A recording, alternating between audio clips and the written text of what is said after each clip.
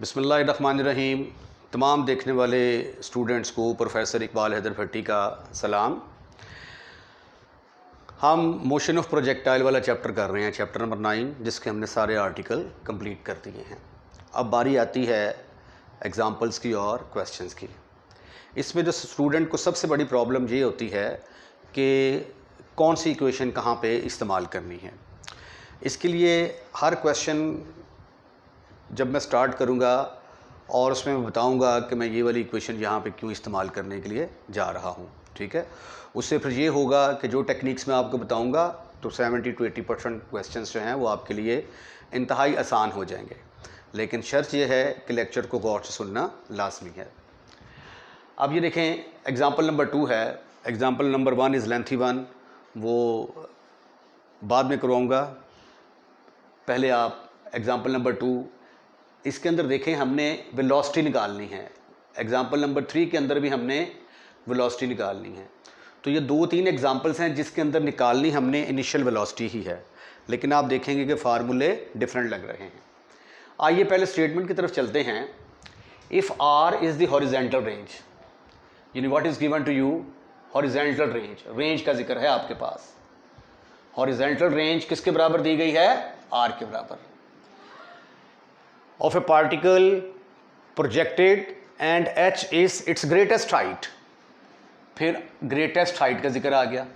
ये देखें जी, greatest height, एक पार्टिकल को प्रोजेक्ट किया गया जिसकी हॉरिजेंटल रेंज r है और greatest height h है।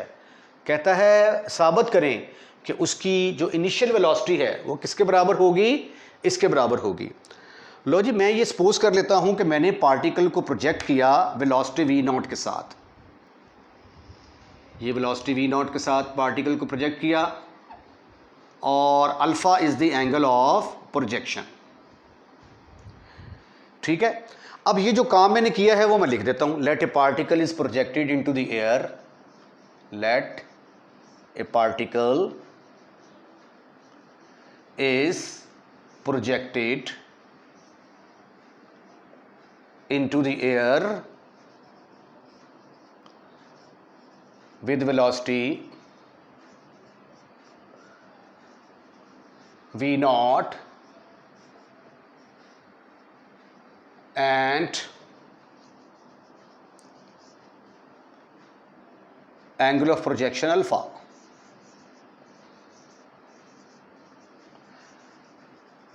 अब आपने कैलकुलेट क्या करना है? टारगेट आपका ये है कि आपने v0 को मालूम करना है। ये क्या है?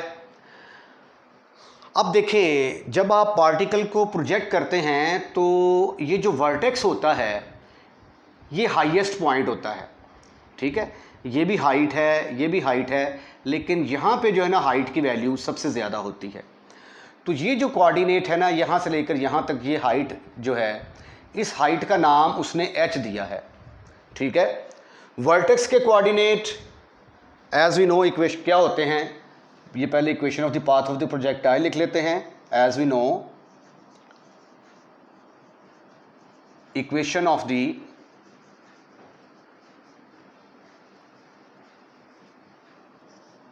path of the projectile is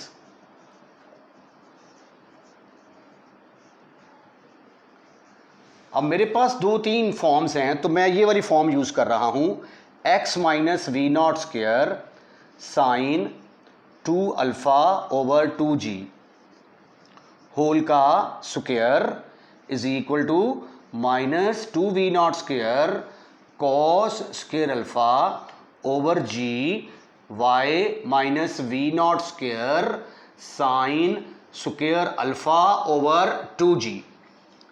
अब सवाल ये पैदा होता है कि मैं ये वाली इक्वेशन क्यों यूज़ कर रहा हूँ।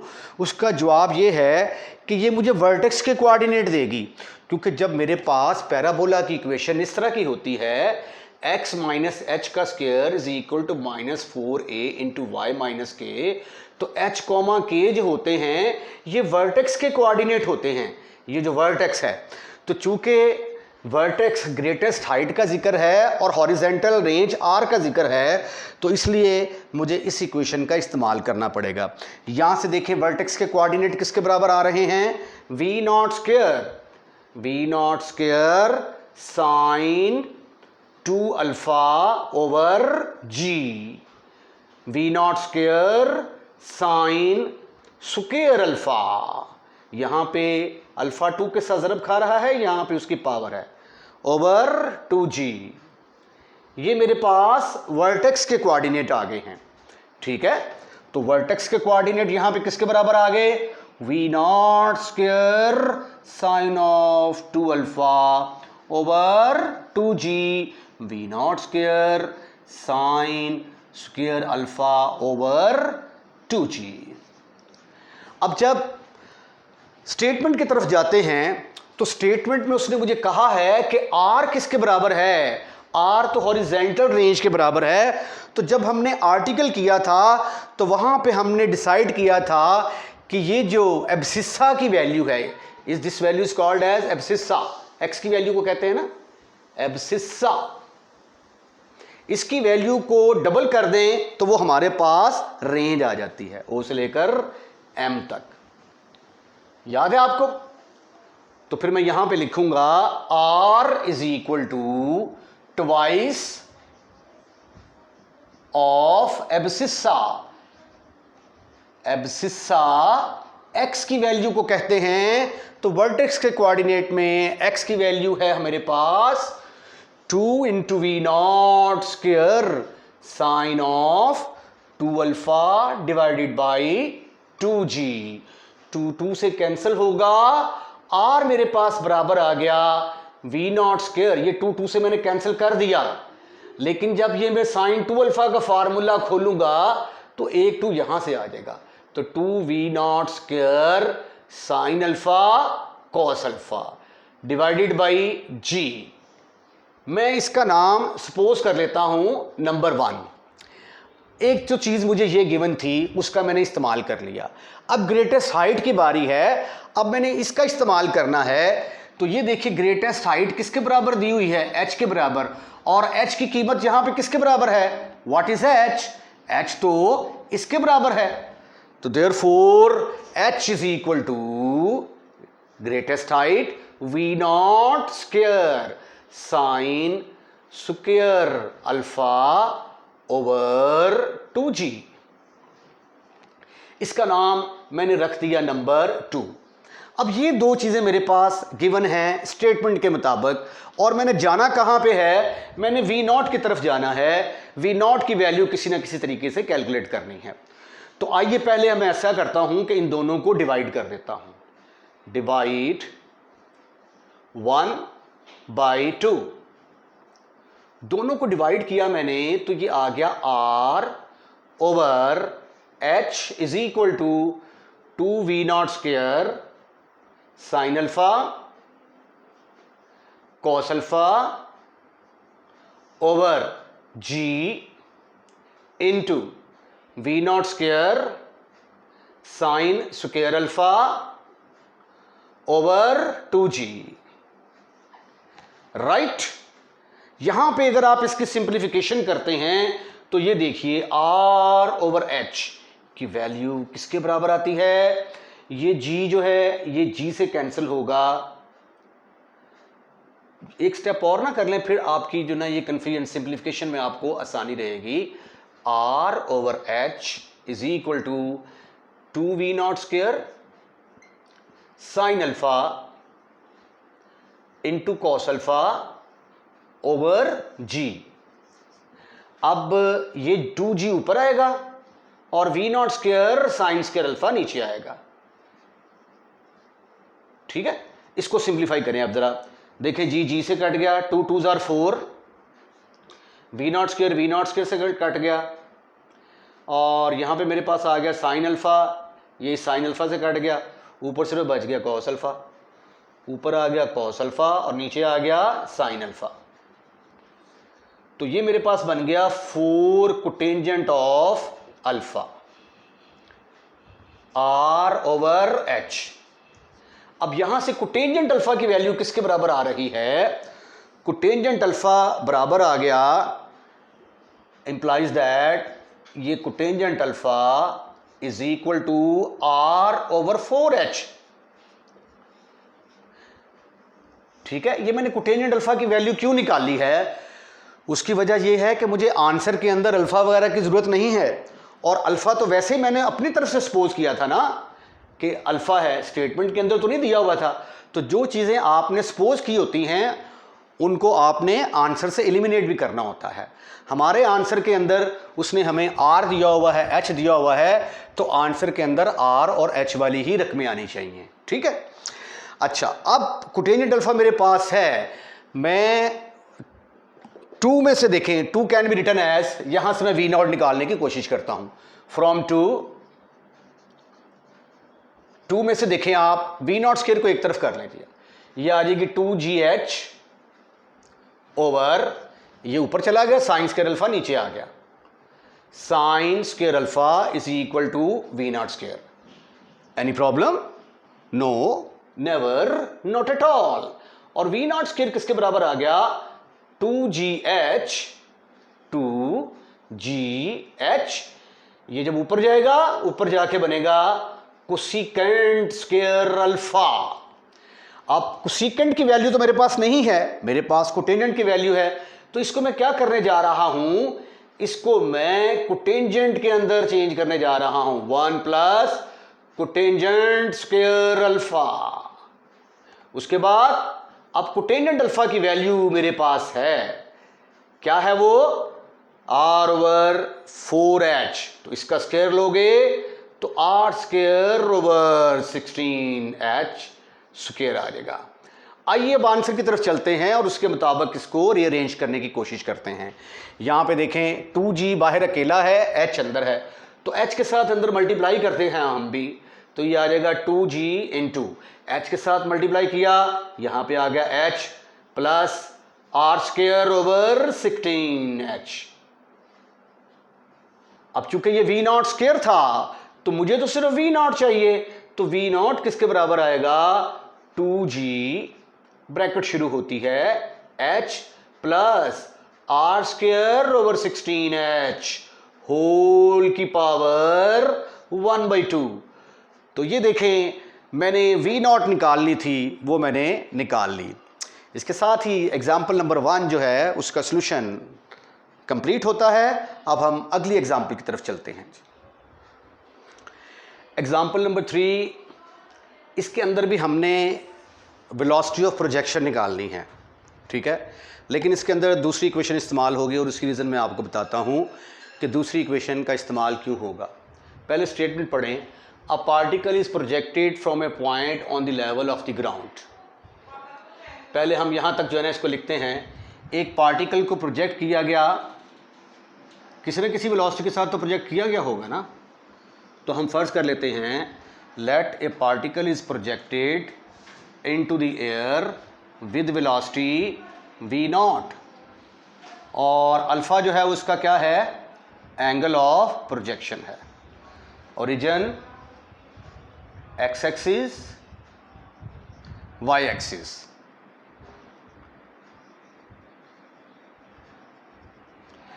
अच्छा जी, अब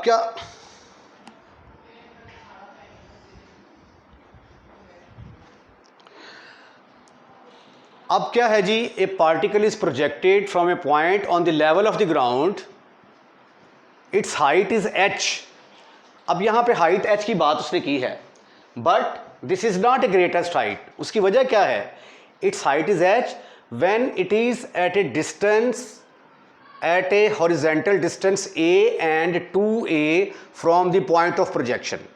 यानी जब आपने इसको पॉइंट ऑफ प्रोजेक्शन यहाँ से प्रोजेक्ट किया तो एक दफ़ा जाते हुए ये हाइट h से पास करेगा, x is equal to a, और दूसरी दफ़ा वापसी में आते हुए ये हाइट h से पास करेगा।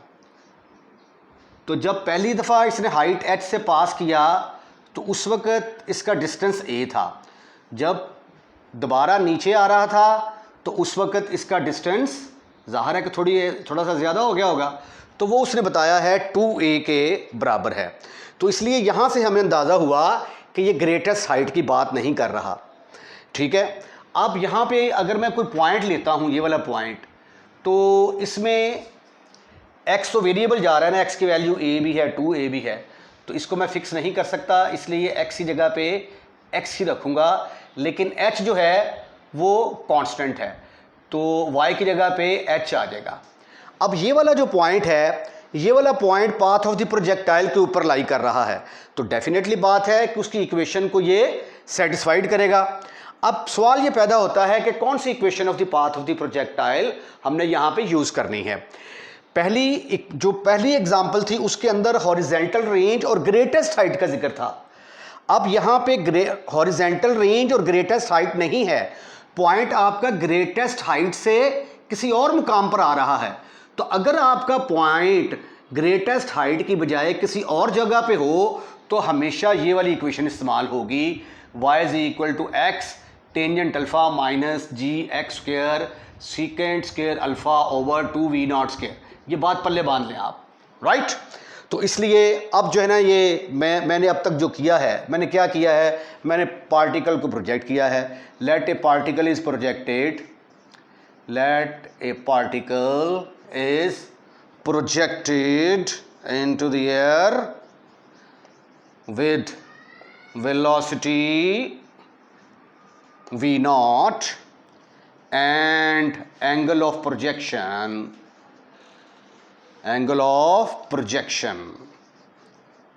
alpha.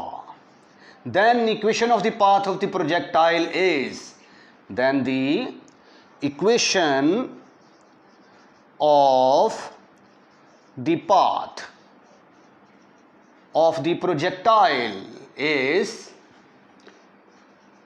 किसके बराबर होगी equation of the path of the projectile? जैसा कि मैंने आपको बताया, y is equal to x tangent alpha minus g x square secant square alpha over 2v0 square. अब देखें ये वाला जो पॉइंट है पी एक्स एच, ये जो है ये पाथ ऑफ द प्रोजेक्टाइल के ऊपर लाई करेगा, लिहाजा उसकी इक्वेशन को सेटिस्फाइड करेगा। नाउ पी जिसके कोऑर्डिनेट क्या हैं, x comma H, lies on the path of projectile, therefore it will satisfy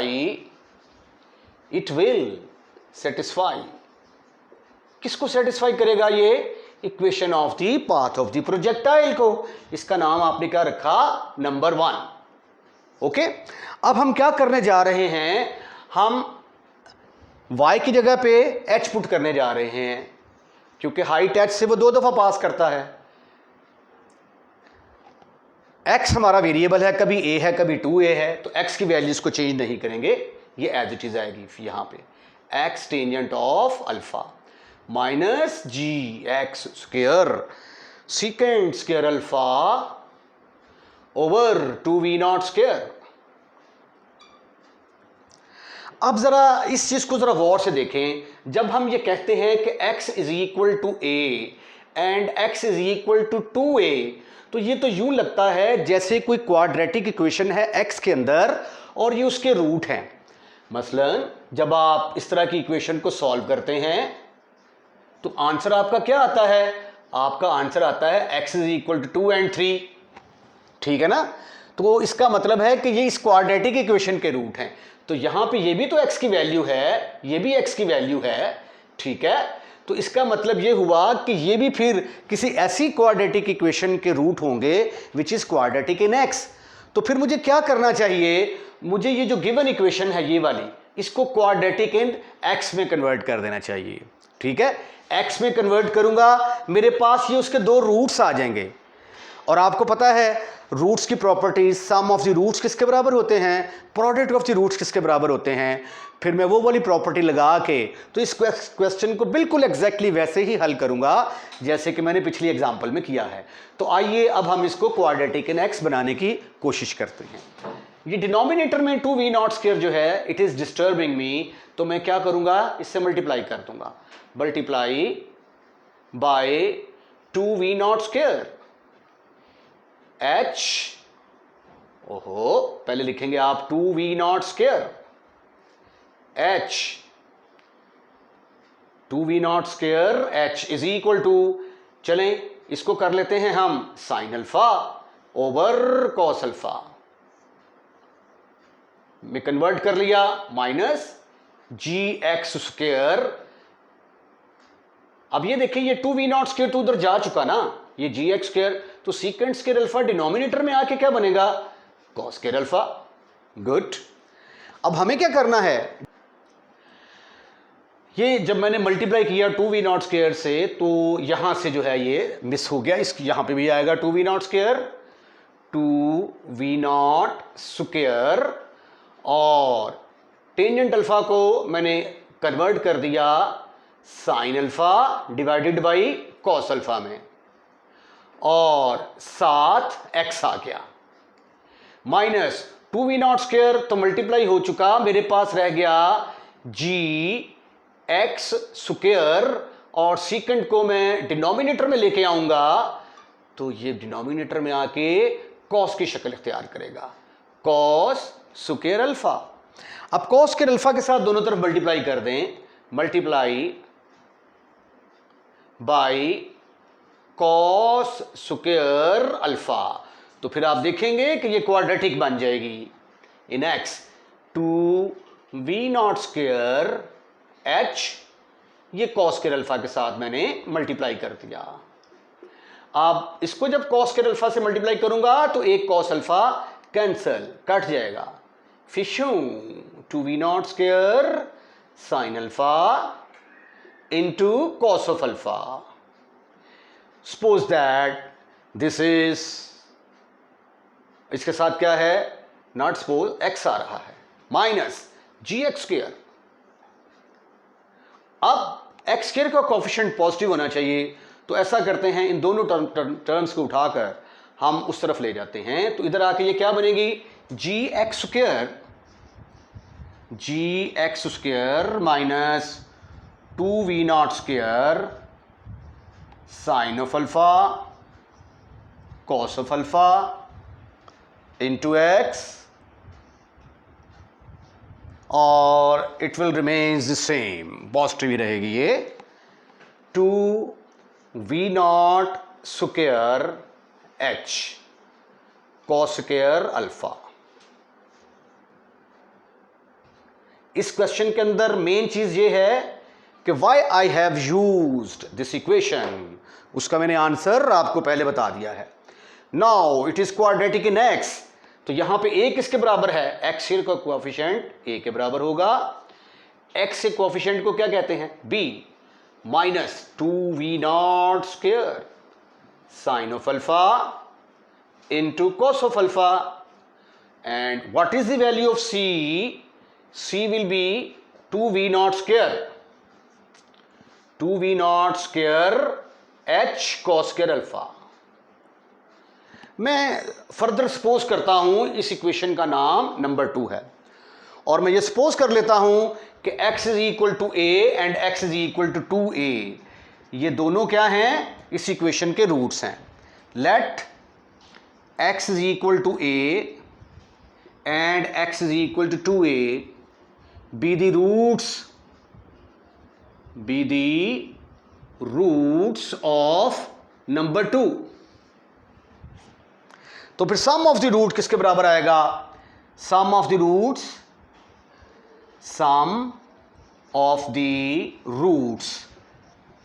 alpha plus beta होता था ना, तो यहां पे क्या है, a प्लस 2a किसके बराबर आ गया, minus b over a, minus b over a,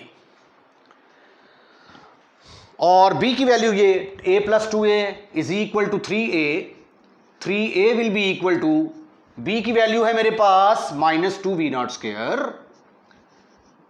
2v0 square sine alpha है और साथ उसके कॉस अल्फा है। a की कीमत मेरे पास है g की शक्ल में, तो ये minus into minus is equal to किसके बराबर आ गया, प्लस के equal.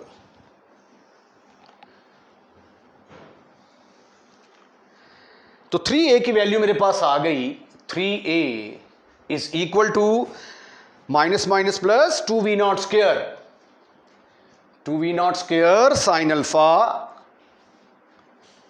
Cos alpha over G. मैं सपोज कर लेता हूं ये नंबर 3 इक्वेशन है मेरे पास। प्रोडक्ट ऑफ द रूट किसके बराबर होता है? प्रोडक्ट ऑफ द रूट्स बराबर होगा a इंटू 2a, यानी अल्फा इंटू बीटा किसके बराबर होता था? शाबाश, c ओवर a के इक्वल।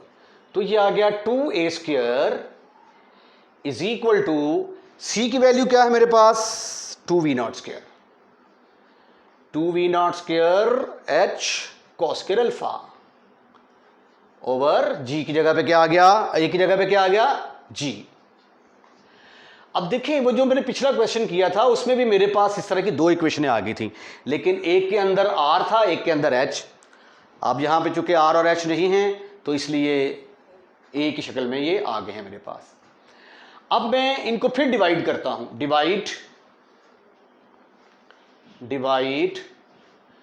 3/4, 3/4 तो ये आ गया 3a over 2a square is equal to 2v0 square sine alpha into cos alpha over g divided by 2v0 square h cos square alpha over g।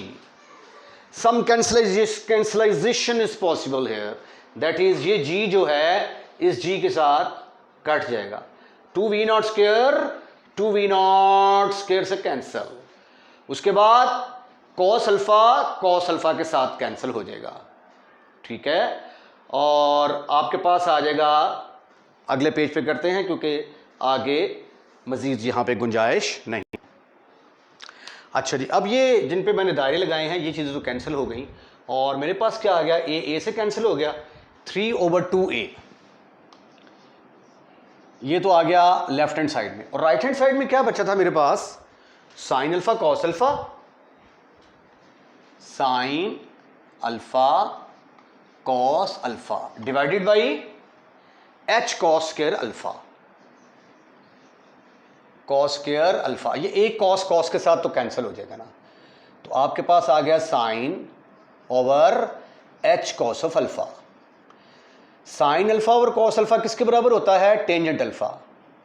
तो h को उठाकर इधर ले आए तो ये बन जाएगा 3h over 2a is equal to tangent of alpha. पिछले क्वेश्चन में हमारे पास कोटेंजेंट की वैल्यू आई थी, अब की बार टेंजेंट की वैल्यू आई है। तो ये देखें, इसी क्वेश्चन को अगर देखें तो यहाँ से अगर v0 स्क्वायर निकालता हूँ तो कॉस स्क्वायर जो है सीकेंट की शक्ल इख्तियार करेगा, सीकेंट स्क्वायर की जगह पे हम टेंजेंट लगा देंगे। तो 4 को फिर इस्तेमाल करते हैं, 4 can be written as, 4 can be written as, कैसे लिख सकते हैं आप 4 को? याद रखें कि हमने v0 कैलकुलेट करना है, 2a स्क्वायर g आ गया, 2a square g divided by 2v 2 into v0 square को तो हम इधर ही रहने देंगे, h cos square alpha denominator में आ जाएगा, h cos square alpha is equal to v0 square.